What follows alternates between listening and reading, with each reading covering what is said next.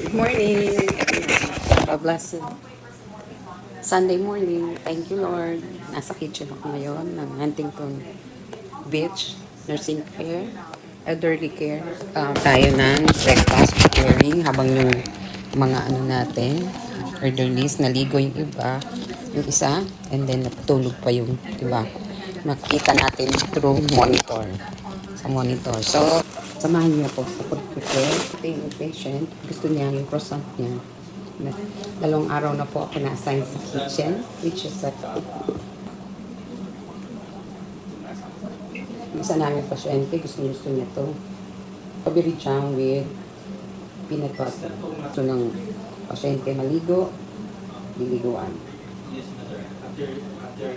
Pero minsan gusto nila magpapunas ng warm towel with body wash. Huntington Beach in California. Dito kami na-assign. Everyday, pasalamatan natin ang Diyos. All the gratitude belongs to God. Prepare natin to sa isa. Meet my co-worker, Joy.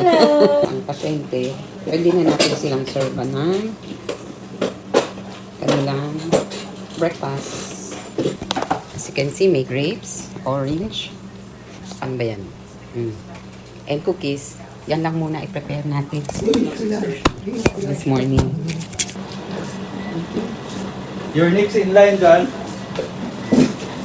Assign kami dito, 6:30. Kailangan namin moving na kami. Para madali kaming matapos at makakain kami by 9:30 o 10. Brunch na yon. And good thing, provided kami ng may-ari ng Huntington na nursing care na to, elderly care.